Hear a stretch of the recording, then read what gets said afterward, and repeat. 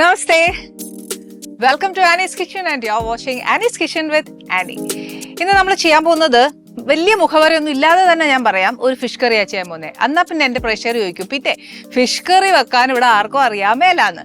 ഞാൻ ഇന്ന് വിചാരിച്ചു ഒരു എളുപ്പ വഴിയിൽ ഒരു മീൻകറി ചെയ്യാന്ന്. പക്ഷെ ആ മീൻകറിയിൽ നമ്മൾ സാധാരണഗതിയിൽ ചെലവിൻ്റെ കാര്യം, ഇപ്പോഴത്തെ കാര്യം ആലോചിക്കുമ്പോൾ തേങ്ങയ്ക്കൊക്കെ ഭയങ്കര വില ആയതുകൊണ്ടും, പക്ഷെ എളുപ്പത്തിൽ നടക്കുന്ന ഒരു കാര്യം ആയതുകൊണ്ടും കൂടെ മാത്രമാണ്. പക്ഷെ തേങ്ങയ്ക്ക് ഒരു ഇച്ചിരി വില കൂടുതലായതുകൊണ്ട് ഇന്ന് തേങ്ങാപ്പാലിൽ ആണ് ഞാൻ മീൻകറി വെക്കുന്നത്.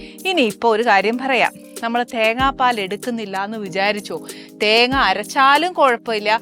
പിന്നെ മീൻകറി വെക്കുമ്പോൾ തേങ്ങ അരച്ച മീൻകറി വെക്കുവാണെങ്കിൽ, അല്ലെന്നുണ്ടെങ്കിൽ തേങ്ങ ചേർത്ത മീൻകറി ഇല്ലേ, അങ്ങനെ വെക്കുവാണെങ്കിൽ ഏറ്റവും നല്ലത് പച്ച തേങ്ങ, ഏറ്റവും രുചിയായിട്ട് കിട്ടുന്നത്. ഇനി അതൊന്നും ഇല്ല, വീട്ടിലിപ്പോൾ ഇന്ന തേങ്ങയേ ഉള്ളൂ ഒന്ന് പറയുവാന്നേൽ പിന്നെ അതായാലും മതി. പക്ഷെ ഒരൊറ്റ കാര്യം എന്നാന്ന് വെച്ചാൽ, ഈ ഒരു കറി എന്ന് വെച്ചാൽ തേങ്ങാപ്പാലില്ല. ഇനിയിപ്പോൾ എന്നാന്നോ, തേങ്ങാപ്പാൽ എടുക്കാനുള്ള ബുദ്ധിമുട്ടാണെങ്കിലും നമുക്കിപ്പം എന്നാ പറയുക, വിപണിയിലൊക്കെ ഇഷ്ടം പോലെ തേങ്ങാപ്പാലിൻ്റെ പൊടിയൊക്കെ കിട്ടുന്നില്ലേ, അത് ചെയ്താലും മതി. പക്ഷെ തേങ്ങയോളവും വരികയല്ല, നമ്മൾ മേടിക്കുന്ന പൊടി അതിൻ്റെ വ്യത്യാസം ഉണ്ടാവും. പിന്നെ എന്നെ ചീത്ത പറയരുത്. അപ്പോൾ എന്നാന്ന് വെച്ചാൽ ഇന്ന് ചെയ്യാൻ പോകുന്നത് ഒരു ഫ്രൈഡ് ഫിഷ് കറിയാണ് വെക്കാൻ പോകുന്നത്. ഇനിയിപ്പോൾ ഫ്രൈ ചെയ്യണ്ടെന്ന് വിചാരിച്ചു, എന്താ പറയുക, പച്ചമീൻ അങ്ങനെ എടുത്തിടാനാണെങ്കിൽ അങ്ങനെ ചെയ്താലും കുഴപ്പമൊന്നുമില്ല. പക്ഷേ വെക്കുമ്പോൾ ഒരു ഇച്ചിരി രുചിയായിട്ടും വെറൈറ്റി ആയിട്ട് വെക്കുമ്പോഴാണല്ലോ നമുക്ക് ടേസ്റ്റ് കൂടുന്നത്. അപ്പം ഇന്ന് അതിന് വേണ്ടിയ ഇൻഗ്രീഡിയൻസ് എന്താണെന്ന് വെച്ചാൽ, നമ്മുടെ വീടിനകത്തുള്ള സകല സാധനങ്ങളേ ഉള്ളൂ.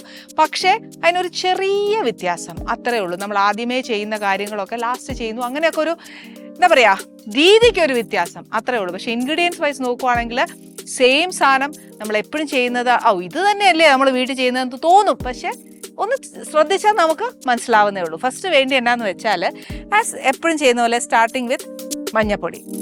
പിന്നെ വേണ്ടിയത്, ഞാൻ ഉപയോഗിക്കുന്നത് കാശ്മീരി മുളക് പൊടിയാണ്. എന്നാന്ന് വെച്ചാൽ ഒത്തിരി എരിവ് എനിക്ക് ഇഷ്ടമല്ല, എന്നാലും മീൻകറി ആകുമ്പോൾ ഇച്ചിരി ഉപ്പും എരിവും പുളിയും എല്ലാം വേണം. പക്ഷെ എന്നാലും എന്നെ സംബന്ധിച്ച് ഞാൻ പറയുന്നത് കുറച്ച് കുറവാണ് എനിക്ക്. പിന്നെ വേണ്ടിയത് കുടംപുളിയാണ് ഞാൻ എടുത്തേക്കുന്നത്. ഇതിപ്പോൾ ഒരു 3 വലിയ കഷ്ണം, അതായത് ചൂടുവെള്ളത്തിൽ ഇട്ട് വെച്ചേക്കുക. നമുക്ക് പുളി അനുസരിച്ച് ആദ്യം ഒരു കഷ്ണം പുളി ഇട്ടേച്ച് ആ വെള്ളവും അങ്ങ് ചേർക്കുക. പിന്നെ വേണ്ടിയത് കുറച്ച് 2 പച്ചമുളകോ 3 ഏതാ നമ്മുടെ എരിവ് അനുസരിച്ച്. പിന്നെ വേണ്ടിയത് കുറച്ച് ഉലുവയോ ഉലുവാപ്പൊടിയോ ഏതേലും ചേർക്കാം. ഇതിൻ്റെ കൂടെ കുറച്ച് ഇഞ്ചി, ഒരു കഷ്ണം, അതായത് ഒരു 2 ഇഞ്ച് നീളത്തിലുള്ള ഒരു വലിയ കഷ്ണം എടുത്തേച്ച് നീളത്തിലരിഞ്ഞാൽ മതി. പിന്നെ വേണ്ടിയത് നമുക്ക് കുറച്ച് വെളുത്തുള്ളിയാണ്. അതും ഈ ഇഞ്ചിയും വെളുത്തുള്ളിയുടെയൊക്കെ കണക്കെന്ന് പറയുന്നത്, നമ്മൾ എത്ര മീനാണ് എടുക്കുന്നതെന്ന് വെച്ചാൽ അത് കണക്കാക്കി എടുക്കുക. ഇതിപ്പോൾ ഞാൻ 2 ഇഞ്ച് കഷ്ണം ഇഞ്ചി പറഞ്ഞു. അതിൻ്റെ കൂട്ടത്തിൽ വെളുത്തുള്ളി, ഒരു വലിയ വെളുത്തുള്ളി ഒരു 10 എണ്ണം 2ആയിട്ട് കീറിയതാണ് ഞാൻ ഈ എടുത്തേക്കുന്നത്. പിന്നെ കുറച്ച് ചെറിയ ഉള്ളി, ഈ ചെറിയ ഉള്ളി ഒരു 5-6 എണ്ണം ഉണ്ടാവും. ഇത് ഈ പറഞ്ഞ പോലെ ഒന്ന് മൂപ്പിക്കാനുള്ളതാണ്. ഇനി നമ്മുടെ എന്നാ പറയുന്നത്, ചാറ് എന്ന് പറയുന്നതാണ് ഈ തേങ്ങാപ്പാൽ. ഈ തേങ്ങാപ്പാലിലാണ് നമ്മൾ ഇന്ന് മീൻകറി വെക്കാൻ പോകുന്നത്. പിന്നെ ഇവിടെ ഞാൻ മേടിച്ചിരിക്കുന്നത്, ഇത് കുറച്ച് നെമ്മീനാണ് മേടിച്ചേ. ഇനിയിപ്പോൾ നെമ്മീനല്ല, സാധാ മീൻകറിയാണ് വെക്കുന്നതെങ്കിൽ അങ്ങനെ സാധാ മീൻ, ഏത് മീനിലാണെങ്കിലും നമുക്കിത് വെക്കാവുന്നതേ ഉള്ളൂ. പിന്നെ ഇനി വെക്കാനുള്ള കാര്യം എന്താണെന്ന് വെച്ചാൽ, ഇച്ചിരി പണി എന്നാന്ന് വെച്ചാൽ, ഈ മീനിനകത്തോട്ടെല്ലാം ഒന്ന് പിടിക്കാനായിട്ട് ഇച്ചിരി ഉപ്പും മഞ്ഞപ്പൊടിയും മുളക് പൊടിയും കൂടെ ഇട്ടൊന്ന് തിരുമ്മി വെച്ചേച്ച് നമുക്ക് മീൻ ഒന്ന് വറക്കണം. മഞ്ഞപ്പൊടി, കുരുമുളക് നമുക്കിനി വേണ്ട കേട്ടോ, പെരട്ടാനായിട്ട് കുറച്ച് മുളക് പൊടി, കുറച്ച് ഉപ്പ്.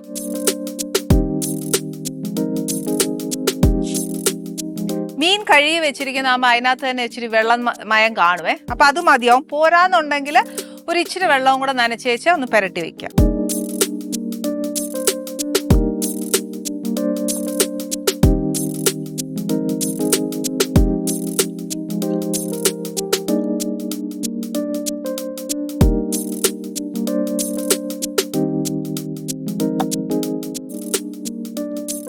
ഓക്കെ, ഇനി ഇതിവിടെ പുരട്ടിയതിരിക്കട്ടെ. ഇത് അധികം താമസമൊന്നുമില്ല, കാര്യം നമുക്കിവിടെ സമയമില്ലാത്തതുകൊണ്ടും ഇത് കുറച്ചു നേരം പുരട്ടി വെക്കാൻ നല്ല കേട്ടോ. ഇനിയിപ്പോൾ നമുക്ക് ഇവിടെ സമയമില്ലാത്തതുകൊണ്ട് ഞാനിപ്പോൾ തന്നെ ഡയറക്റ്റ്ലി ഇത് വറക്കാൻ പോവാ. അപ്പോൾ ഒരു 5 മിനിറ്റ്.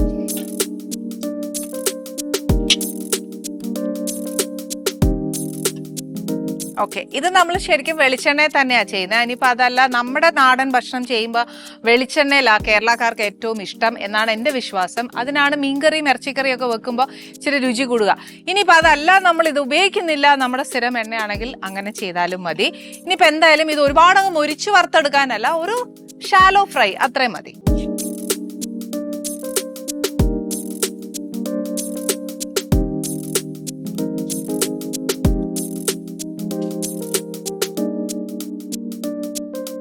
ഇനി ഇതിനകത്തോട്ട് നമ്മുടെ മീന് ഉപ്പ് എരിവും പുളി ഒക്കെ പിടിച്ചിട്ടുണ്ടായിരിക്കുമോ എന്നുള്ള ചോദ്യം ഇപ്പൊ ചോദിക്കാൻ പാടില്ല. കാര്യം നമ്മൾ കറി വെക്കുമ്പോൾ അതിനകത്തെല്ലാം പിടിക്കും. പക്ഷെ എന്നാലും മീൻ അപ്പാടെ അങ്ങ് ഇടുമ്പോഴത്തേനുണ്ടല്ലോ എനിക്ക് ഒരു സാറ്റിസ്ഫാക്ഷൻ കുറവാണ്. അതുകൊണ്ട് മാത്രം ഇത് ചെയ്തത്.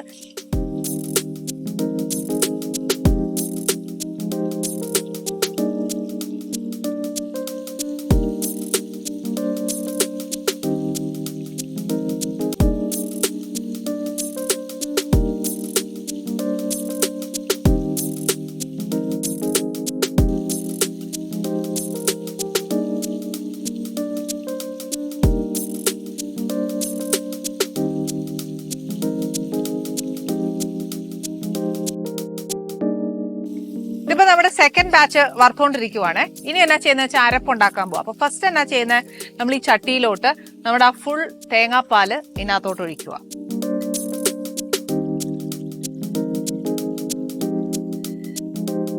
നമ്മുടെ ചാറിന്റെ കണക്കാണ് തേങ്ങാപ്പാല്. അതല്ല തേങ്ങയാണെങ്കിൽ അങ്ങനെ ആ ഒരു കണക്കിന് അരച്ചെടുക്കുക. നെക്സ്റ്റ് ഇതിനകത്തോട്ട് ഇടാൻ പോകുന്നത് കുറച്ച് മഞ്ഞപ്പൊടി. അതായത് നമ്മുടെ മീനിന് ഇതെല്ലാം ഉണ്ട്, പക്ഷെ എന്നാലും അരപ്പിനൊരു ഇച്ചിരി വേണ്ടേ, അതിന് വേണ്ടി വെച്ചിടും. കാശ്മീരി മുളക് പൊടിയായിടുന്നേ, എരിവ് അനുസരിച്ച് നിങ്ങൾക്ക് ചേർക്കാം. അതിൻ്റെ കൂടെ ഈ വെള്ളം ഒഴിച്ചേച്ച് അതിൻ്റെ കൂടെ ഒരു വലിയ ചുള, അതായത് ഇത്രയും മുഴുത്ത ഒരു കഷ്ണവും കൂടി ഇടുക. ഇനിയിപ്പോൾ അഥവാ നമുക്ക് പുളി കുറവാണെന്നുണ്ടെങ്കിൽ മാത്രം ഒരു കഷ്ണം പുളിയും കൂടി ഇടാവേ. എന്ന് വെച്ചാൽ 2 പച്ചമുളക് ഇതൊന്ന് കീറിയിടാം.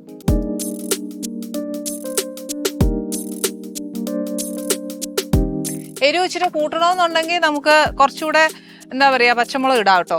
അതല്ല നമുക്ക് ഈ പറഞ്ഞ പോലെ മുളക് പൊടിയുടെ എരിവാണ് ഇഷ്ടമെങ്കിൽ അങ്ങനെ. സാധാരണ മീൻകറി തേങ്ങ അരച്ച് വെക്കുമ്പോൾ ഉണ്ടല്ലോ ഈ രണ്ടും ചേർക്കാറുണ്ട്. അതായത് മുളക് പൊടിയും ചേർക്കാറുണ്ട്, അതേപോലെ തന്നെ നമ്മൾ പച്ചമുളകും ചേർക്കാറുണ്ട്. ഇത് ഇവിടെ ഇരുന്ന് തിളയ്ക്കട്ടെ. ആ സമയം ഈ വറുത്ത് വെച്ചിരിക്കുന്ന ബാക്കി നേട്ടാ ഞാൻ മീൻ അങ്ങ് വേവോളം, മീൻ അധികം വേവില്ല, പക്ഷെ എന്നാലും ഉദ്ദേശിക്കുന്ന പോലെ ഉള്ള ഫ്രൈ ഞാൻ ആക്കിയിട്ടില്ല. ചെറിയൊരു ഷാലോ ഫ്രൈയേ ചെയ്തിട്ടുള്ളൂ. മീൻ മുഴുവൻ വെന്തോ എന്ന് ചോദിച്ചാൽ സത്യം പറഞ്ഞാൽ വെന്തു, മീനിന് വേവില്ല, ഒന്നുകൂടെ ഞാൻ പറയാം. പക്ഷെ എന്നാലും മീൻകറി എപ്പോഴും നമ്മുടെ മീനൊന്ന് അരപ്പി കിടന്നിട്ട് തിളയ്ക്കുമ്പോഴല്ലേ അതിൻ്റെ ഒരു ടേസ്റ്റ് വരുള്ളൂ. അതുകൊണ്ട് ഞാനൊരു 3/4 വെന്തു എന്ന് മാത്രമേ ഞാൻ പറയുള്ളൂ.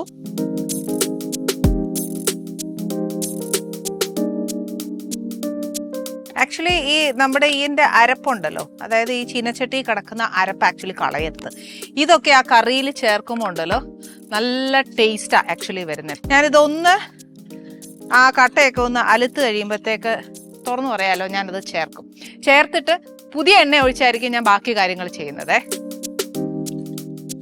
നമ്മൾ നേരത്തെ ചേർത്ത മുളക് പൊടിയുടെയും മഞ്ഞപ്പൊടിയൊക്കെ ഈ ഇച്ചിരി കട്ടയായിട്ട് കിടക്കുമല്ലോ, അതൊന്ന് അലുത്ത് കഴിഞ്ഞാൽ വേണ്ടേ, അത് പറയേണ്ട താമസം തന്നെ അതങ്ങ് അലുത്തു. പക്ഷെ ഞാൻ ഈ അരപ്പൊടി ഇതിനകത്തോട്ട് ചേർക്കും, ഇത് കളയുകയില്ല.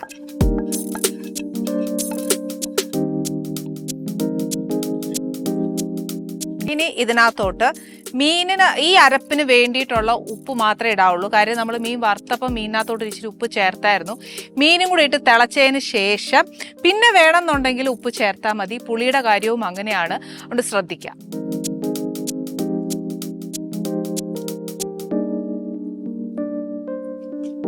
മീൻകറി വെക്കുമ്പം എപ്പോഴും അരപ്പ് തിളച്ച് അതിൻ്റെ ഉപ്പും പുളിയും നോക്കിയതിന് ശേഷമേ സാധാരണഗതിയിൽ മീൻ ഇടാറുള്ളൂ. അതേ സെയിം പ്രൊസീജിയേഴ്സ് തന്നെയാണ് എനിക്കും ഇവിടെ ആവശ്യം. നമ്മുടെ അരപ്പ് തിളച്ചുകൊണ്ടിരിക്കുക, അറിയാമല്ലോ, പുക ചുറ്റും വരുമ്പോൾ തന്നെ നമുക്ക് അറിയാമല്ലേ. വേണ്ടേ, നല്ല അസലായിട്ട് തിളച്ചു. ഇനി എന്നാ ചെയ്യുന്നതെന്ന് വെച്ചാൽ തീ ഒരല്പം കുറച്ച് വെച്ച് ഞാൻ തണ്ടി വറുത്ത് വെച്ചിരിക്കുന്ന മീന് ഇതിനകത്തോട്ട് ഇട്ട് കൊടുക്കുക.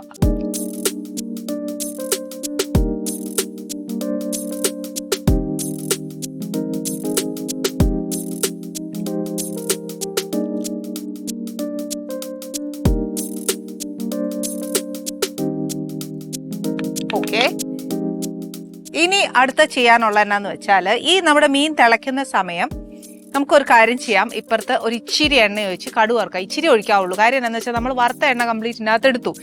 ആ എണ്ണ എന്തുകൊണ്ട് കടുക് വറുക്കാൻ ഉപയോഗിച്ചില്ല എന്ന് ചോദിച്ചു കഴിഞ്ഞാൽ ഇത് വറുത്ത് വെച്ചിരിക്കുന്ന എണ്ണയുടെ ഒരു നിറം ഉണ്ടല്ലോ, അതാകുമ്പോഴത്തേക്ക് നമുക്ക് ഉള്ളി മൂക്കുന്നതും ഇഞ്ചിയുടെ മൂപ്പ് ഇതൊക്കെ ഒരു ഇച്ചിരി എന്നെ സംബന്ധിച്ച് കുറച്ചൊരളവ് തെറ്റും. അതുകൊണ്ട് ഞാൻ പറഞ്ഞതാ. എന്നെക്കാട്ടിലും എക്സ്പേർട്ടുള്ള ആൾക്കാരുണ്ടെന്ന് അറിയാം. പക്ഷെ എന്നാലും ഞാൻ എൻ്റെ ഒരു കണക്ക് തെറ്റിപ്പോയാൽ നിങ്ങൾക്ക് പറഞ്ഞു തരുമ്പോഴും തെറ്റാൻ പാടില്ലല്ലോ. അതുകൊണ്ട് ഞാനൊരു പുതിയ ഒരു എണ്ണ ഒഴിക്കുവാണ്. എന്നാൽ നമ്മൾ ഉപയോഗിച്ച എണ്ണയിട്ട് വേസ്റ്റ് ആക്കിയിട്ടുമില്ല. ഇതിവിടെ തിളക്കട്ടെ. അപ്പോൾ നെക്സ്റ്റ് കുറച്ച് വെളിച്ചെണ്ണ ഒഴിക്കുക. ഇച്ചിരി പരന്ന ചീനച്ചട്ടി ആയതുകൊണ്ട് നമുക്ക് ഈ പറഞ്ഞ പോലെ അത് പറഞ്ഞാൽ ഈ നടുക്ക് തന്നെ നിൽക്കുകയില്ല. ഇതിനകത്തോട്ട് ഒത്തിരി ഉലുവ വേണ്ട, ഒരു 3-4 മണി ഉലുവ ഇട്ടാൽ മതി. എന്നാന്ന് വെച്ചാൽ ഇത് ഒത്തിരി ഇട്ട് കഴിഞ്ഞാൽ കഴിക്കുവേ. ഇതിനകത്ത് ഞാൻ കടുക് ഇടുന്നില്ല. ഉണ്ടോ? ഇത്രയും മതി. അതൊന്ന് ഇച്ചിരി ഒന്ന് ചൂടായിക്കോട്ടെ. അല്ല ഉലുവ ഇടാൻ ഇഷ്ടമല്ല എന്നുണ്ടെങ്കിൽ ഇതിനകത്തോട്ട് ഒരു ഇച്ചിരി ഉലുവ പൊടി ഇട്ടേച്ചാലും മതി. ഉലുവ ഒരു ഇച്ചിരി മൂത്ത് കഴിഞ്ഞാൽ നമുക്ക് ബാക്കി ഓരോന്നായിട്ട് ഇഞ്ചി, വെളുത്തുള്ളി, ചെറിയ ഉള്ളി ഇതെല്ലാം ചേർക്കാം. ഇനിയിപ്പോൾ പച്ചമുളക് ഡയറക്റ്റായിട്ട് ഇതിനകത്ത് ഇടാൻ ഇഷ്ടമല്ല എന്നുണ്ടെങ്കിൽ ഇതിനകത്തിട്ടൊന്ന് വഴട്ടിയേച്ച് ഇതിനകത്തോട്ട് ഇട്ടേച്ചാലും മതി. ഇതേണ്ടേ ഉലുവ ഒന്ന് ചൂടായി. ഇനി നെക്സ്റ്റ് ഞാൻ ചേർക്കാൻ പോകുന്നത് കുറച്ച് ഇഞ്ചി, ഒരു 3-4 വെളുത്തുള്ളി, ഇനി ഇതിൻ്റെ കൂടെ ഒരു ഇച്ചിരി ചെറിയ ഉള്ളി. ഇതൊന്ന് മൂക്കുക. വെളിച്ചെണ്ണയ്ക്കകത്ത് ഈ 3 സാധനവും കൂടെ ഒന്ന് വറക്കുമ്പോൾ ഉണ്ടാകുന്ന ഒരു മണം ഒരു നല്ല മണം തന്നെ കേട്ടോ. നമ്മൾ ശരിക്കും കടുക് വറുക്കാൻ മൂപ്പിക്കുകയല്ലേ എന്ന് പറഞ്ഞ പോലെ ഇച്ചിരി മൂക്കണേ. ഇപ്പൊ കറിവേപ്പില ഇപ്പൊ ഇടണമെന്നില്ല, പക്ഷെ എന്നാലും ആ മണം വന്നപ്പോൾ ഉണ്ടല്ലോ ഇടാനുള്ളൊരു മനസ്സ്. ഓക്കെ, നമ്മുടെ ഇഞ്ചി, ചെറിയ ഉള്ളി, വെളുത്തുള്ളി എല്ലാം നല്ലതായിട്ട് മൂത്തു. ഒരുപാട് അങ്ങ് കറുപ്പ് വരുന്ന പോലെ അങ്ങ് മൂപ്പിക്കണ്ട. കുറച്ചൊന്നത് ഈ ബ്രൗൺ നിറമായി കഴിഞ്ഞാൽ ഓഫ് ചെയ്യുക. ഓഫ് ചെയ്തിട്ട് ഈ തിളയ്ക്കുന്ന മീൻകറിക്കകത്തോട്ട് ഇതങ്ങ് ഒഴിച്ചേക്ക്.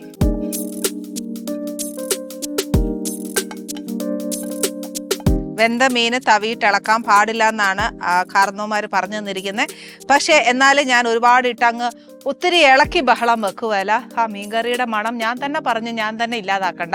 പക്ഷെ ഇങ്ങനെ ഒരു കറി വെച്ച് നോക്കണം കേട്ടോ. ഭയങ്കര ടേസ്റ്റാണ്, ഇല്ലാന്ന് ഞാൻ പറയുന്നില്ല. പക്ഷെ വെന്ത മീനായതുകൊണ്ട്, വേവാത്താണെങ്കിൽ ഞാൻ പറയില്ല, വെന്ത മീനായതുകൊണ്ട് ഒരുപാട് നേരം അടച്ചിട്ടിട്ട് ഒരിക്കലും നമ്മളത് വേവിക്കില്ല. അപ്പോഴത്തേക്കും പൊടിഞ്ഞു പോകും. അല്ലെന്നുണ്ടെങ്കിൽ ഇങ്ങനെ ഒരു നടുക്ക് തവി വെച്ചേച്ച് നമുക്കൊന്ന് മൂടി വെച്ചാലും മതി. അപ്പോൾ ആ മാക്സിമം നമുക്ക് വേണ്ട ചാറ് വന്നേച്ച് ബാക്കി ഇവാപ്പറേറ്റ് ആയി പോയിക്കോളും. അതൊക്കെ നമ്മുടെ ഓരോ ഇഷ്ടമനുസരിച്ച് നമ്മൾ ആ ചാറ് വേണ്ടിയതും വേണ്ടാത്തതൊക്കെ നോക്കി വെച്ചാൽ മതി. ഈ മീൻകറി ഇനിയിപ്പോൾ ഏതിൻ്റെ കൂടെ കോമ്പിനേഷൻ ചോദിച്ചാൽ അപ്പത്തിന് നല്ല ബെസ്റ്റ് കോമ്പിനേഷനാണ്. പുട്ടിനും ഒക്കെയാണ്. പിന്നെ ഈ പറഞ്ഞ ചപ്പാത്തിക്കൊക്കെ ഇച്ചിരി എരിവുള്ള ആൾക്കാർക്ക് ഇഷ്ടമാണെങ്കിൽ അങ്ങനെ ചെയ്യാം, ഇച്ചിരി എരിവൂടൊക്കെ കൂട്ടാം. ഇനി കപ്പയുടെ കൂടെ ആണെങ്കിൽ കപ്പയുടെ കൂടെ ചിലർക്ക് ഭയങ്കര എരിവുള്ള മീൻകറിയാണ് ഇഷ്ടം.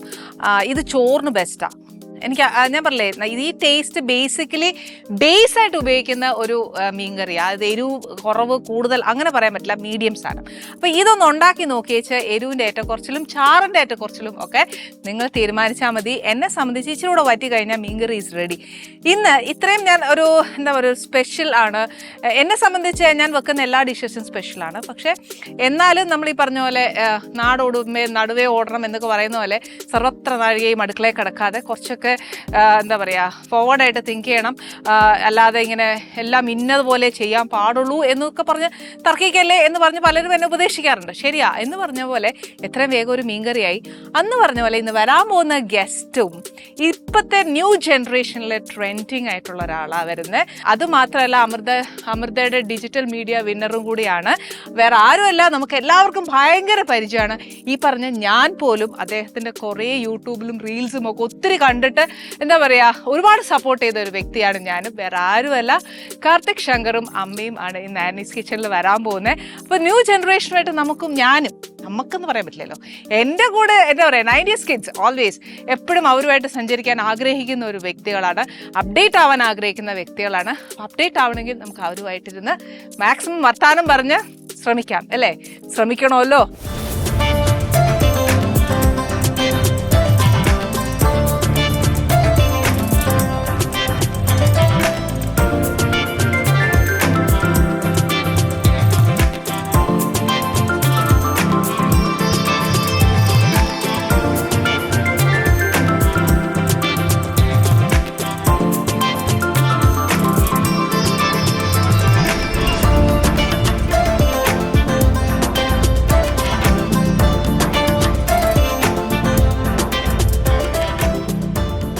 നമസ്തേ ചേച്ചി. നമസ്തേ. നമസ്തേ. Hearty congrats. ചേച്ചി ഇരിക്കണം. അയ്യോ കാർത്തിക്, ഹാർട്ടി കൺഗ്രാറ്റ്സ്. ഈ ക്രെഡിറ്റ് മുഴുവൻ അമ്മ കാരണമാണ് കിട്ടുന്നതെന്ന് പറയാം. അത് അമ്മയ്ക്കായിട്ട് ആദ്യം കൊടുക്കാനില്ലേ അമ്മ? സത്യം. പക്ഷെ ഭയങ്കര സന്തോഷം കേട്ടോ. ഇപ്പൊ അവാർഡ് വിന്നറൊക്കെ ആയിട്ട് ചെലവൊന്നുമില്ലേ? എന്ന് ചെലവാണിത്. അതെന്റെ ചെലവ്. ചേച്ചി അങ്ങനെ പോരാ. Very sorry. സത്യം പറഞ്ഞ കാർത്തികിനെ കുറിച്ചിട്ട് എല്ലാവർക്കും അപ്ഡേറ്റഡ് ആണ്, ഈവൻ മീഡിയ വൈസിലും ഫാമിലിനെ കുറിച്ചും ഒക്കെ. പക്ഷെ എന്നാലും കാർത്തികിന്റെ ഒന്ന് കേൾക്കാൻ ഭയങ്കര ഇഷ്ടം. അമ്മയെ ഞങ്ങൾക്ക് പരിചയപ്പെടുത്തുക വേണ്ട, ഞങ്ങൾക്ക് എല്ലാവർക്കും അമ്മയെ നല്ലോണം അറിയാം. എന്തായാലും വീട്ടിന്റെ വിശേഷം, അച്ഛൻ, സിബ്ലിങ്സ്, അതൊക്കെ കുറിച്ച് ഞങ്ങളെ കുറിച്ചൊന്ന് പറഞ്ഞു തരുമോ? സിബ്ലിങ്സ് ഇല്ല, ഞാൻ ഒറ്റയാനാണ്. മുഴുവൻ പിടിച്ചെടുത്തു അല്ലേ ചേച്ചി? ആ പോട്ടെ. ഒറ്റയാള്, അച്ഛൻ, അമ്മ, പിന്നെ വല്യച്ഛൻ. ഓക്കെ. ഇതാണ്. ആരാണ് ഏറ്റവും കൂടുതൽ കാർത്തികിനെ സപ്പോർട്ട് ചെയ്യുന്നത്? സപ്പോർട്ട് ചെയ്യുന്ന അമ്മ തന്നെ, അതിനകത്ത് ഇത് മാറ്റമില്ല. അമ്മയുടെ സപ്പോർട്ടാണ്. കാരണം ഞാൻ സൗണ്ട് എഞ്ചിനീയറിംഗ്, ഞാൻ ഈ ഒരു മേഖലയിൽ ഭയങ്കരമായി ആക്റ്റീവ് ആവാൻ കാര്യം അമ്മ തന്നെ. കാരണം ഞാൻ സൗണ്ട് എഞ്ചിനീയർ ആയിട്ട് ട്രിവാൻഡ്രത്ത് വർക്ക് ചെയ്തുകൊണ്ടിരിക്കുകയായിരുന്നു. അപ്പൊ ആ സമയത്ത് ഡെയിലി സൗണ്ട് എഞ്ചിനീയറിംഗ് വർക്ക്സ് മാത്രമായിട്ട് ഇങ്ങനെ നിന്ന സമയത്താണ് അമ്മ പറഞ്ഞ, അമ്മയ്ക്ക് എൻ്റെ ഈ ഒരു ക്രിയേറ്റീവായിട്ടുള്ള ഒരു ഇതൊക്കെ അറിയാം. അങ്ങനെയാണ് അമ്മ പറഞ്ഞത്, നിനക്ക് അതിലേക്കൊക്കെ പോകണ്ടേ, നീ ഇതിവിടെ തന്നെ ഇരിക്കുകയാണെന്ന് പറഞ്ഞിട്ട്. അന്ന് നല്ല ശമ്പളം ഉണ്ടായിരുന്ന ജോലിയാണ്, അത് രാജിവെപ്പിച്ചിട്ടാണ് ഇതിലോട്ട് ഇറക്കുന്നത്. നല്ല അമ്മയെ തൊഴുതു ഞാൻ. എന്നിട്ട് അങ്ങനെയാണ് പിന്നെ ഇതിലോട്ട്. അപ്പൊ വന്നു കഴിഞ്ഞാൽ എന്ത് ചെയ്യണമെന്ന് നമുക്കറിയത്തില്ലല്ലോ. അപ്പൊ എന്നോട് ഞാൻ ചോദിക്കുമ്പോഴും നമ്മൾ ഡിസ്കസ് ചെയ്യുമ്പോഴൊക്കെ വല്ല ഓഡിഷന് പോകും, ഇല്ലെങ്കിൽ ചുമ്മാ ഇരുന്ന് എന്തെങ്കിലുമൊക്കെ എഴുതും, ഇങ്ങനെയൊക്കെയുള്ള രീതിയിൽ എന്തേലും അമ്മയുടെ ഒരു വിശ്വാസം. അപ്പൊ അതനുസരിച്ച് വന്ന് എന്തായാലും അധികം താമസിയാതെ കണക്റ്റായി ഇങ്ങനെ വന്ന്. ശരിക്കും ഇതിലേക്ക് വരുമ്പോൾ ഉള്ള കണ്ടന്റ് എന്ത് ചെയ്യണം എന്നുള്ളത് നമുക്കൊരു കൺഫ്യൂഷൻ ആയിരുന്നല്ലോ. അപ്പൊ ഈ റീൽസ് ചെയ്യുമ്പോഴും ആ കണ്ടന്റിനെ കുറിച്ചും ഒക്കെ കാർത്തിക് എങ്ങനെ അത്രയും ക്രിയേറ്റീവ്? ഞാൻ ഡിഗ്രിക്ക് പഠിക്കുമ്പോൾ ഫിലിം ക്ലബിന്റെ ഇതായിട്ട് ഷോർട്ട് ഫിലിംസ് ചെയ്തായിരുന്നു.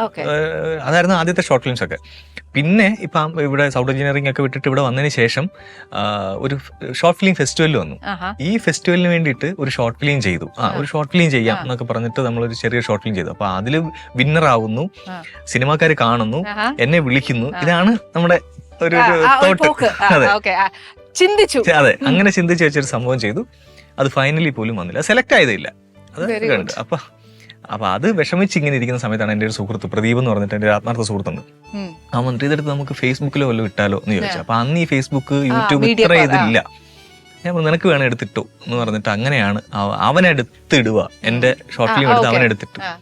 അതേതാണ്ട് ഒരു ദിവസമൊക്കെ കഴിയുമ്പോഴത്തേക്ക് ഭയങ്കര വ്യൂഷിപ്പ് ഒക്കെ വന്ന് അങ്ങനെയാണ് പിന്നെ ഇത് കൊള്ളാം സോഷ്യൽ മീഡിയയിലോട്ട് ഇറങ്ങുന്നത്. ഏറ്റവും കൂടുതൽ വൈറലായത് അത് ഫസ്റ്റ് ഈ പറഞ്ഞ ഷോർട്ട് ഫിലിം. അതെന്ന് വെച്ചാൽ കല്യാണത്തിന്റെ തലേന്ന് ഒരു പെൺകുട്ടി ഇങ്ങനെ ഒളിച്ചോടുന്നതും അവള് ഒരു സ്ട്രേഞ്ചറെ പരിചയപ്പെടുന്നതും അവർക്കുണ്ടാകുന്ന മാറ്റവും അങ്ങനെയൊക്കെയാണ് അത് പൊക്കൊണ്ടിരുന്നത്. അപ്പൊ അന്നത്തെ കാലത്ത് ചിന്തിക്കുമ്പം ഇപ്പം എന്താ അറിയോ, കാർത്തികിനുള്ള ഡിഫറൻസ് ആണ് ഞാൻ പറയുന്നത്. എന്നാന്ന് വെച്ചാൽ ഈ നാട് ഓടുമ്പോ നടുവേ ഓടണം എന്ന് പറയുന്നതിൽ ഞാൻ ഏറ്റവും വലിയ എക്സാമ്പിൾ കാർത്തികിനെ കാണുന്നത്. കാരണം തുടങ്ങിയ കണ്ടന്റ് അല്ല ഇപ്പൊ ലേറ്റസ്റ്റ് ആയിട്ട് നിൽക്കുന്നത്. അപ്പൊ എങ്ങനെ ഈ ഒരു കണ്ടന്റ്സ് മാറുന്നതും അതെങ്ങനെ അത് ആ മാറ്റം കൊണ്ടുവരുന്നത്?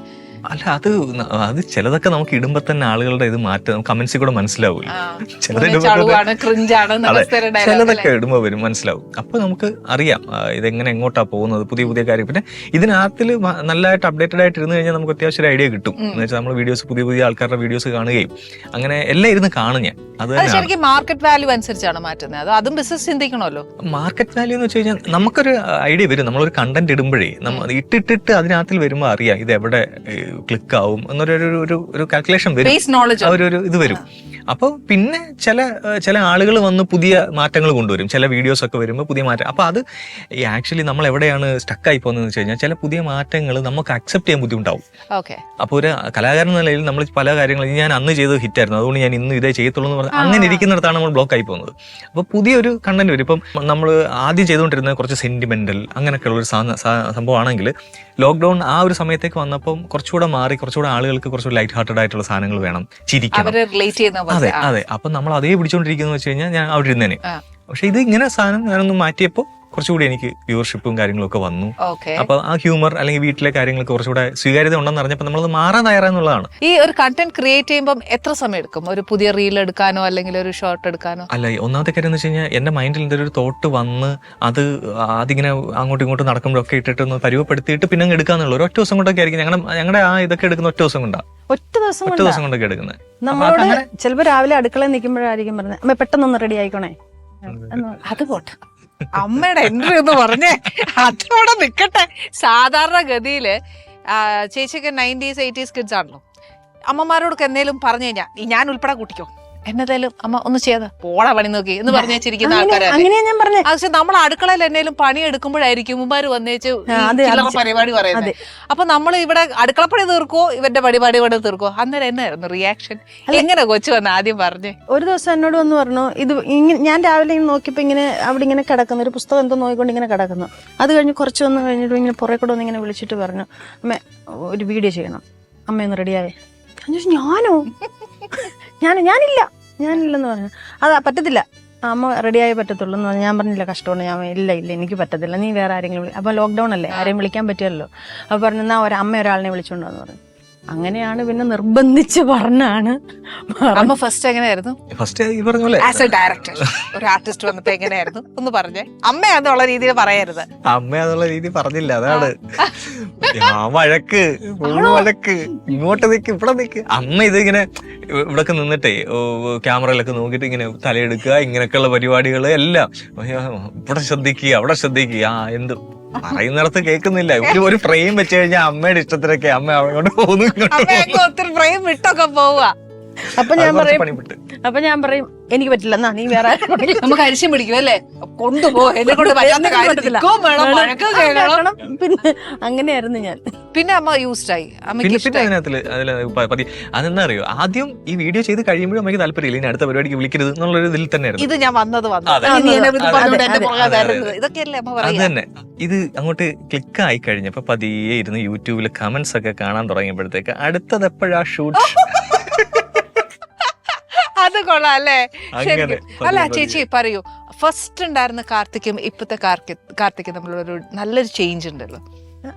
ചേഞ്ച് ഉണ്ടോന്ന് ചോദിച്ചാൽ ഉണ്ട്. പിന്നെ എപ്പോഴും എന്നെ ചീത്ത പറയുന്നതിന് ഒരു മാറ്റവും ഇല്ല. കാരണം ഇത് ക്യാമറ അങ്ങോട്ട് എടുത്ത് വെച്ച് കഴിയുമ്പോൾ അതുവരെയുള്ള ആളേ അല്ല. പിന്നെ ചേച്ചി ഒന്ന് പറഞ്ഞു, ഒന്ന് ഇമിറ്റേറ്റ് കാണിച്ചു. നമ്മളെ കണ്ടിട്ടില്ലാത്ത രീതിയിൽ ഞാൻ കരഞ്ഞിട്ടൊക്കെ ഉണ്ട്.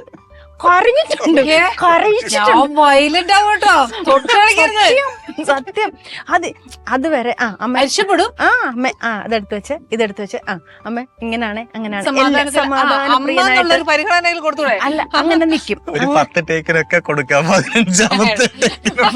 ചിലപ്പോ നമ്മളിങ്ങനെ നിക്കുമ്പോ ഇങ്ങനൊക്കെ പറയും.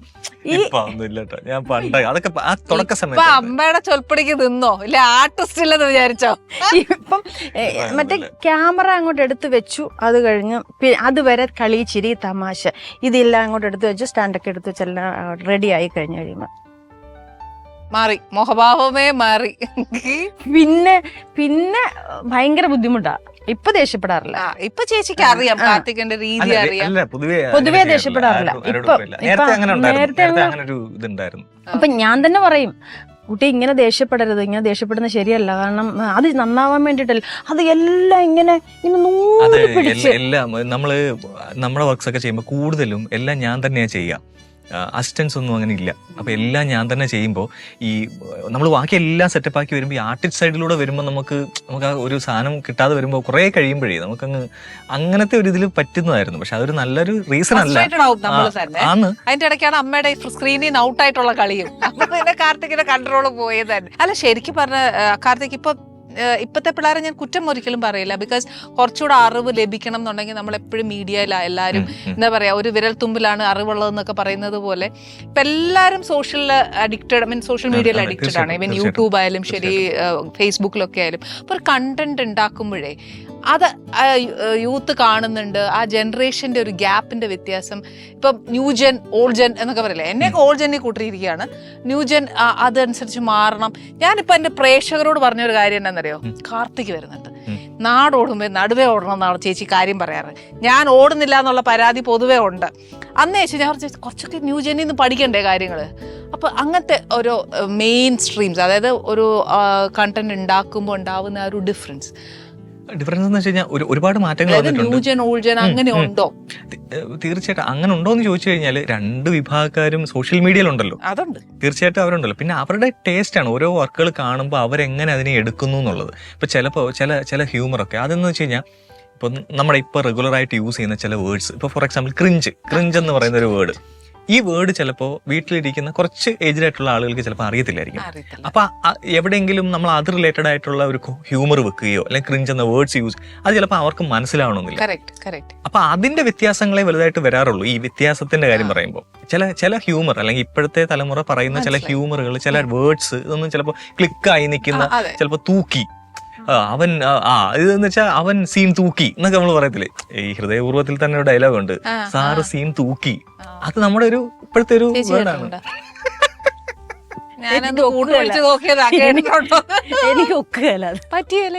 അപ്പൊ അങ്ങനത്തെ ചില ഇത് അങ്ങനെയുള്ളവർക്ക് കണക്ട് ആവത്തില്ല. ഇവിടെ എന്ത് ഹ്യൂമറാണ്, അപ്പൊ അതിനെന്ത് ഹ്യൂമർ തോന്നുന്നു. അപ്പൊ അത് നമ്മൾ ഓൾറെഡി ചിലപ്പോൾ ആരുടെയെങ്കിലും ചിലപ്പോൾ ഇന്റർവ്യൂവില് അവര് ട്രോളായിട്ട് പറഞ്ഞൊരു വേർഡ് ആയിരിക്കാം അല്ലെ. അപ്പൊ അങ്ങനത്തെ അപ്പൊ നമുക്കത് കേൾക്കുമ്പോൾ പെട്ടെന്ന് റിലേറ്റ് ആവും, അത് അപ്ഡേറ്റഡ് ആയിട്ട് അല്ലെങ്കിൽ അങ്ങനെ കണ്ടുകൊണ്ടിരിക്കുന്നവർക്ക്.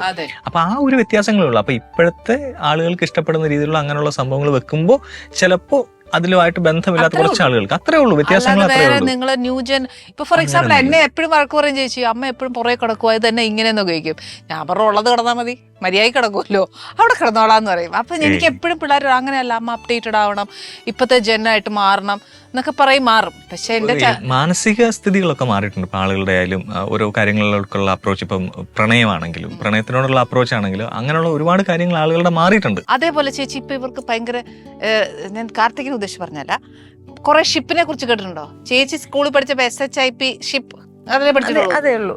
ഇപ്പൊ ഈ 2025 ഞാൻ കുറെ ഷിപ്പിനെ കുറിച്ച് പഠിച്ചു. ചേച്ചി പഠിച്ചോ? റിലേഷൻഷിപ്പ് എന്തൊക്കെയാ പറഞ്ഞേ? സിറ്റുവേഷൻഷിപ്പ് കുറെ ഉണ്ടല്ലേ? അമ്മയുടെ നോട്ടം കൂടെ ശ്രദ്ധിച്ചോ? കറക്റ്റ് അമ്മേ, അത് കണ്ടുപിടിക്കണം കേട്ടോ. പിന്നെ കുറെ വാക്കുകളുണ്ട് അമ്മ. ഇപ്പൊ പറഞ്ഞില്ലേ ക്രിഞ്ച് എന്നൊക്കെ പറഞ്ഞില്ലേ, ഇതൊക്കെ ഞാൻ ഇടയ്ക്ക് കേട്ടതാ.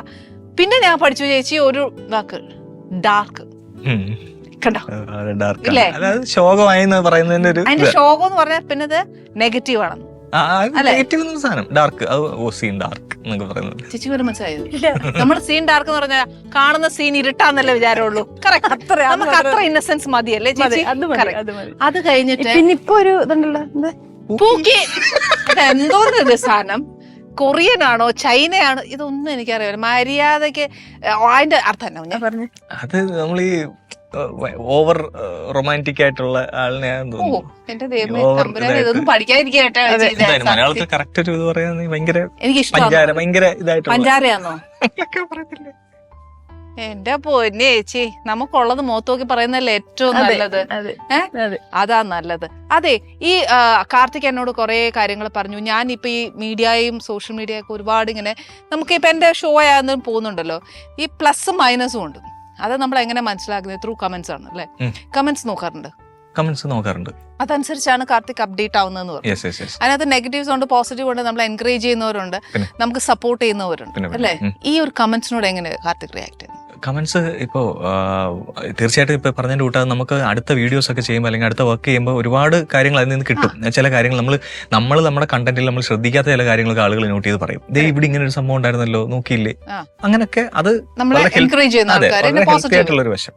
വേറൊരു വശം എന്ന് വെച്ച് കഴിഞ്ഞാൽ എന്തിനും ഒരു നെഗറ്റീവ് ഇടുന്നൊരു ഇതുണ്ട്. പക്ഷെ അവർക്കെന്ന് വെച്ച് കഴിഞ്ഞാൽ അവർ ഇപ്പോൾ ജെന്യൂനായിട്ട് ക്രിട്ടിസൈസ് ചെയ്യുന്നവരുണ്ട്. അത് വേറെ, ഇതിങ്ങനെ ചെയ്തു, നിങ്ങൾ ഇച്ചിരി ചളിയായിപ്പോയി, അടുത്തതിൽ നല്ലതാക്കണം, അത് ജെന്യൂനായിട്ടുള്ള സംഭവം. ഇതൊന്നും അല്ലാതെ എല്ലാത്തിനും നെഗറ്റീവ് പറയുന്നിരിക്കുന്നുണ്ട്. അവരുടെ ഒരു മാനസികാവസ്ഥ എന്ന് പറയുന്നത് അവർക്ക് അവരുടെ കമന്റ് ഒരു 4 ലൈക്ക് കിട്ടണം, 5 ലൈക്ക് കിട്ടണം. ഇതാ നമ്മളൊരു കണ്ടന്റ് ചെയ്യുമ്പോൾ റീച്ച് ആവുന്നതിന്റെ കൂട്ട് തന്നെയാണ് അവര് പ്രത്യേകിച്ച് ആരോടും പ്രതിബദ്ധത ഒന്നുമില്ല അവർക്ക്. അത് ചിലപ്പോൾ പറയാൻ പറ്റൂല, നമ്മളെയൊക്കെ അടുത്തറിയുന്ന ആരുടെങ്കിലും ഫേക്ക് അക്കൗണ്ടും ആവാം.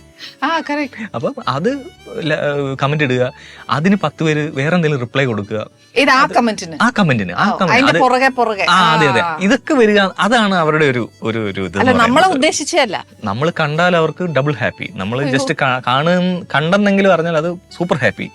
ഇതില്ല വേറെ ആൾക്കാരൊക്കെ നമ്മൾക്ക് ഈ ഓരോ കണ്ടന്റ് ചെയ്യുമ്പോൾ നമ്മൾ അത് ഭയങ്കര നിരുത്സാഹപ്പെടുത്തത്തില്ല. ഇല്ല, അത് ആദ്യമൊക്കെ ഉള്ളൂ. ആണോ? എന്റെ പൊന്നി ചേച്ചി, ഇതിന് എന്തെങ്കിലും ഒരു മറുപടി പറയാവോ? ഇങ്ങനെ നിരുത്സാഹപ്പെടുത്തുന്നവരോട്? അത് നിരുത്സാഹപ്പെടുത്തുമ്പോൾ നല്ലതായിട്ട് ഇതാവുന്ന ആളാണ്. കാരണം എനിക്കിങ്ങനെ കമന്റ് ഒക്കെ നോക്കിയിട്ട് ദേ കണ്ടോടോ ഇത് ഇവനെന്തോ ചളിന്നെന്തോ പറഞ്ഞേക്കുന്നു പറഞ്ഞിട്ട് അതിന്റെ പേരിൽ അരമണിക്കൂർ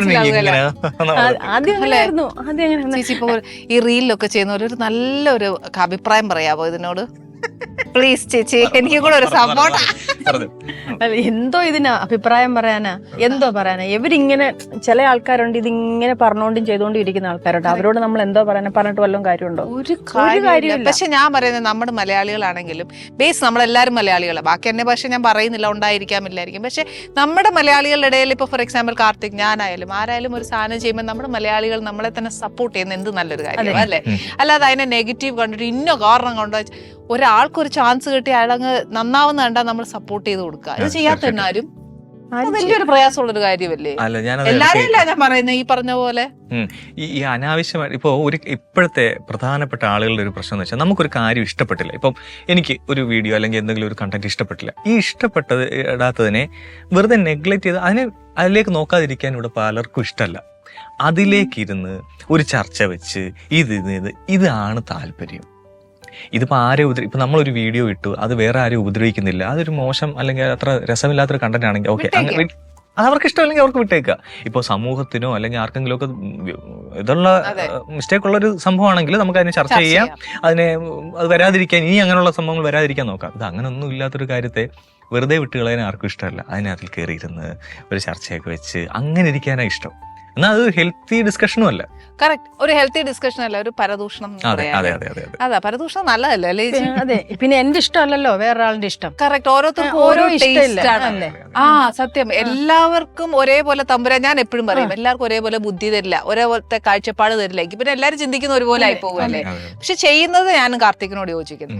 സമൂഹത്തിന് ദോഷമില്ലാത്ത രീതിയിലും ഒരു നല്ല രീതിയിൽ നമുക്കൊരു എന്റർടൈൻമെന്റ് ആണ്. അത്രയും ഒരു 5 seconds നമ്മൾ സന്തോഷിച്ചെങ്കിൽ പ്രോത്സാഹിപ്പിച്ചു അല്ലേ. ഇതൊന്നും ചെയ്യാതെ സത്യം പോസ്റ്റ്മോർട്ടം അവന് ഏത് വാക്ക് എങ്ങനെ ഏത് രീതിയിൽ കൊല്ലാം എന്നാണ് ചിന്തിച്ചുകൊണ്ടിരിക്കുന്നത്. പിന്നെ അതിനെ അവിടെ പറഞ്ഞു. ഇപ്പൊ ഒരു സിനിമ ഇറങ്ങിയാൽ തന്നെയും ആ സിനിമ ഇപ്പം ഓക്കെ കൊള്ളത്തില്ല അല്ലെങ്കിൽ കൊള്ളാം ഒരു വിഭാഗം അവിടെ ഇട്ടാൽ തന്നെയും ഇത് സിനിമ പോലും കാണാത്തവരായിരിക്കും ചിലപ്പോൾ വന്നു കയറി അതിനകത്ത് ഡിസ്കഷൻസിൽ കൂടുന്നത്. അപ്പൊ അത് അവരുടെ ഇപ്പൊ ഞാൻ പറഞ്ഞില്ല ഒരു മാനസികാവസ്ഥ എന്നേ പറയാൻ പറ്റും. ഇപ്പൊ അതിനുള്ള സ്പേസ് ഉള്ളത് കൊണ്ട്. ഇപ്പൊ ഒരു അക്കൗണ്ട്, ഒരു ഇൻസ്റ്റാഗ്രാം അക്കൗണ്ട് തുടങ്ങുന്നതിനോ ഒരു യൂട്യൂബ് അക്കൗണ്ട് തുടങ്ങുന്നതിനോ ആധാർ മസ്റ്റ് ആണെന്നുള്ളൊരു ഇതെല്ലാം വന്നു കഴിഞ്ഞാൽ ഇതൊക്കെ സത്യമായിട്ട് ഐഡന്റിറ്റി വേണമല്ലോ, ഫേക്ക് വരില്ല. അതെ, ഒരു ഐഡന്റിറ്റി ഉള്ള ഒരു സംഭവമാണ് ഇത് വരുന്നുണ്ടെങ്കിൽ ഇവിടെ നെഗറ്റീവ് പരിപാടികളേ വരത്തില്ല, ഹെൽത്തി ആയിട്ടുള്ള ഡിസ്കഷൻസ് ആയിരിക്കും വരുന്നത്. അത് നമുക്ക് പ്രോത്സാഹിപ്പിക്കാം. ഇപ്പം സിനിമയുടെ കാര്യം പറഞ്ഞപ്പോഴാണ് ഞാൻ ചോദിക്കാൻ, കാർത്തിക് ഒരു വലിയ പ്രോജക്റ്റ് അനൗൺസ് ചെയ്തു, എന്തായി? ബാക്കി ഡീറ്റെയിൽ ഒന്നും ഞങ്ങൾ അറിഞ്ഞില്ല. അത് റിലീസ് ആയിരുന്നു, അവിടെ ടുവേർഡ്സ് എൻഡ് ആയപ്പോൾ വേറെ കുറച്ച് കൺഫ്യൂഷൻസ് ഒക്കെ അവിടെ വന്നു. തെലുങ്ക് മൂവി, ഞാൻ ഡയറക്ട് ചെയ്യുന്ന ഒരു തെലുങ്ക് മൂവി ആയിരുന്നു. അപ്പൊ അങ്ങനെ അത് അവിടെ റിലീസായിരുന്നു, ആമസോണിലുണ്ട്. ശരി, എന്നാ പേര്? ഞങ്ങളൊന്ന് കാണണ്ടേ? അത് വലിയ പേര്, എനിക്ക് ഇതുവരെ ആ പേര് മനസ്സിലായില്ല. ഒന്ന് ചുമ്മാ പറഞ്ഞേ. ഇപ്പൊ ഞങ്ങളെ പോലുള്ളവർക്ക് പറ്റിയാലെന്ന് വിചാരിച്ചോ, എന്നാ പക്ഷെ ഇപ്പത്തെ ജനറേഷന് മനസ്സിലാവും. నేను మీకు బాగా కావాల్సిన వాడిని. നമുക്ക് കഴിക്കാൻ പോവാ ചേച്ചി, അതല്ല ഏറ്റവും നല്ലത്. എനിക്ക് ഇത്രയും പഠിച്ച എന്തായാലും ഞാൻ ഈ ഷോയിൽ പറയാൻ പോകുന്നില്ല. എന്റെ പ്രേക്ഷകർക്ക് മനസ്സിലായോ എന്നുള്ളത് അറിയത്തില്ല. ഇനി ഇത് പറയാൻ വേണ്ടി നമുക്ക് ഇച്ചിരി ഭക്ഷണം കഴിച്ചിട്ടുള്ള പറച്ചിലായാലോ ചിലപ്പോ സംഭവിച്ചെന്നിരിക്കും അല്ലേ. ഒന്ന് പോയാലോ അങ്ങോട്ട്, ബാ, അതാ നല്ല.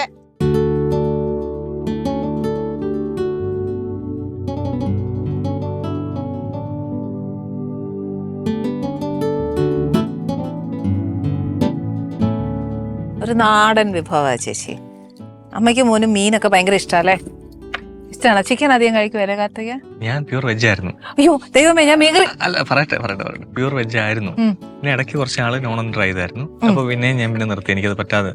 പിന്നെ റീസെന്റ് ആണ് ഞാൻ നോൺ കഴിച്ചു തുടങ്ങിയത്. അത് വേണം എന്നൊരു തീരുമാനത്തോടു കൂടി. കാരണം ഈ ഷൂട്ടിനൊക്കെ പോകുമ്പോഴേ പലയിടത്തും അവർക്കൊരു ബുദ്ധിമുട്ടാവുന്നു.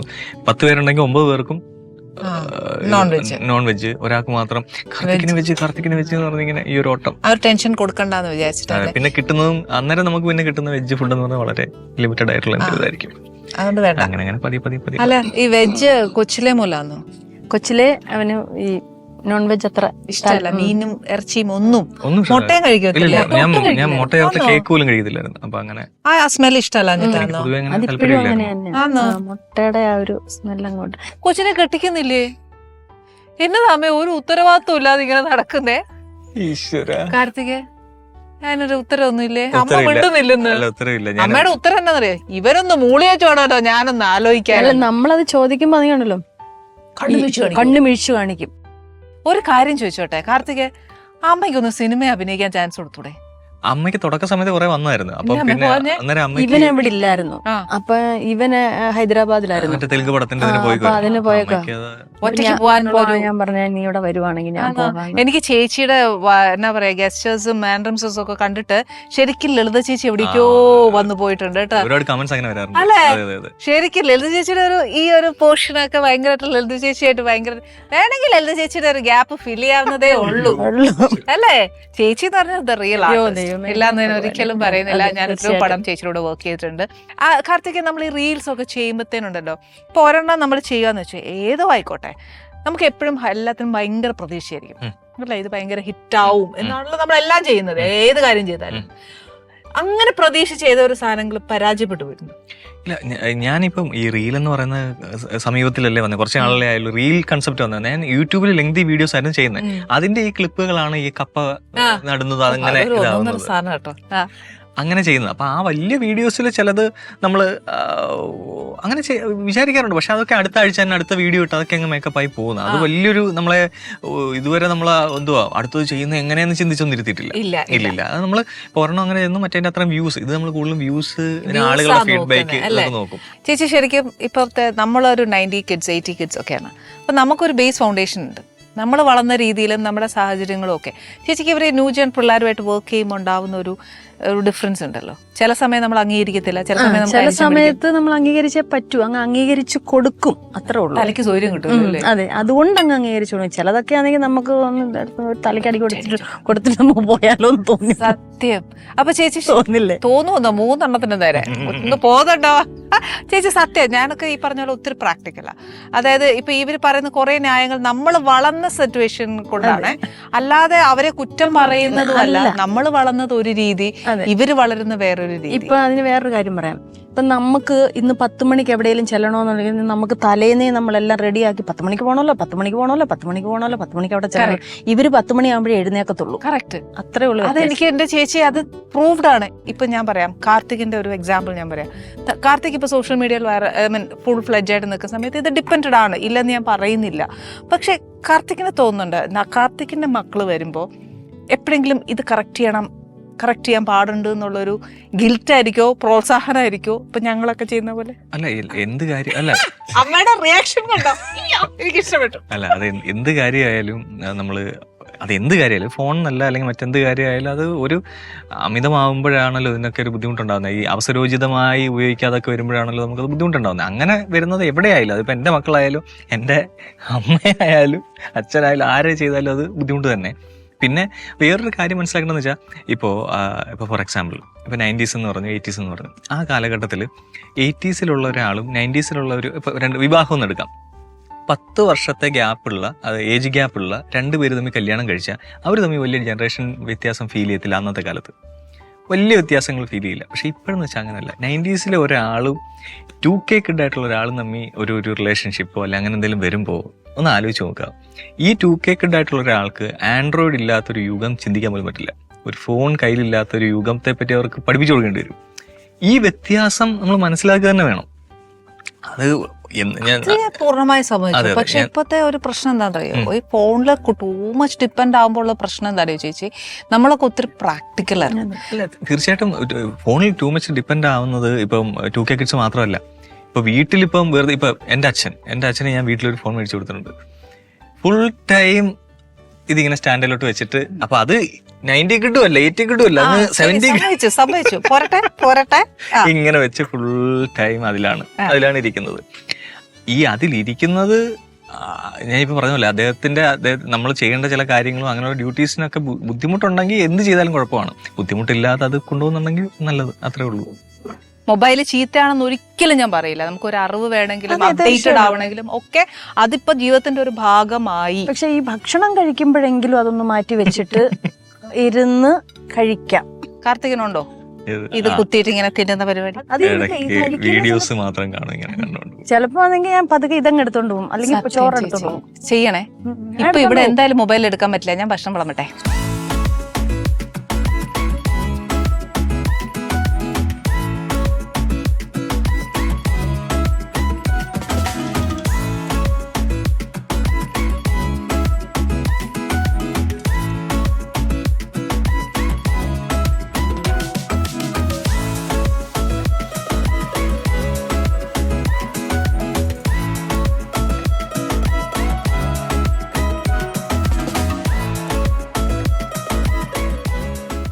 നല്ലതാണോ? നല്ല മിങ്ങറി അല്ലേ? ആണോ?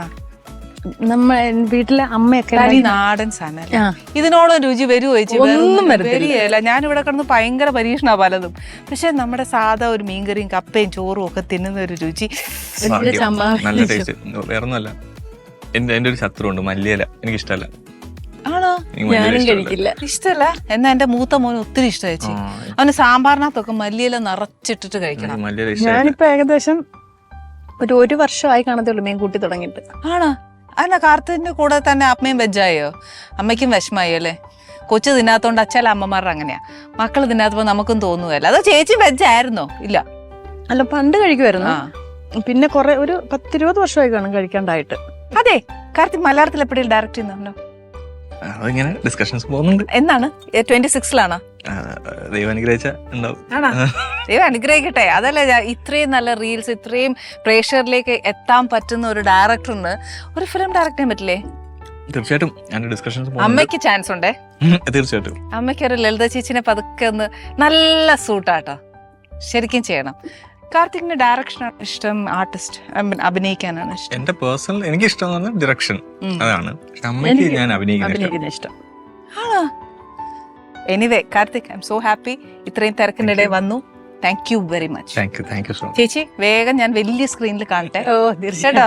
ഞാനും ചേച്ചിയുടെ പാത പിന്തുടരാൻ ശ്രമിക്കുന്നതായിരിക്കും. നമുക്ക് ഒന്നിച്ചൊന്ന് ശ്രമിച്ചു നോക്കാം അല്ലെ? ഈ പരിശ്രമത്തിനിടയിൽ അടുത്ത എപ്പിസോഡിൽ നമുക്ക് പുതിയ അതിഥികളും പുതിയ വിഭവങ്ങളുമായിട്ട് നമുക്ക് വീണ്ടും കാണാം. Till then, goodbye.